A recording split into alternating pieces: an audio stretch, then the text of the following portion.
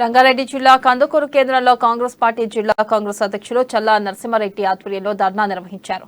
రైతుల పట్ల ప్రభుత్వ తీరును నిరసిస్తూ డిప్యూటీ తహసీల్దార్కి వినతి పత్రం అందజేశారు. రైతుల పాలిట శాపంగా మారిన ధరణి పోర్టల్లో ప్రభుత్వం వెంటనే రద్దు చేయాలని నరసింహారెడ్డి డిమాండ్ చేశారు. వరి ధాన్యాన్ని రాష్ట్ర ప్రభుత్వం గిట్టుబాటు ధర కల్పించి కొనుగోలు చేయాలని ఆయన కోరారు.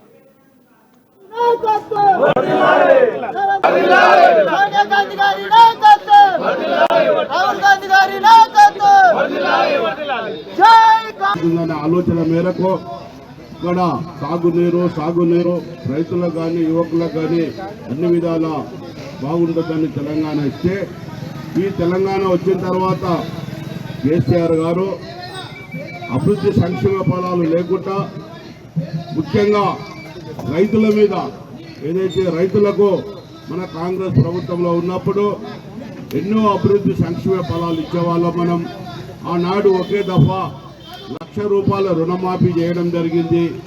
అది కనివిని ఎరగంలో భారతదేశం అంతా కూడా ₹1,00,000 రుణమాఫీ చేయడం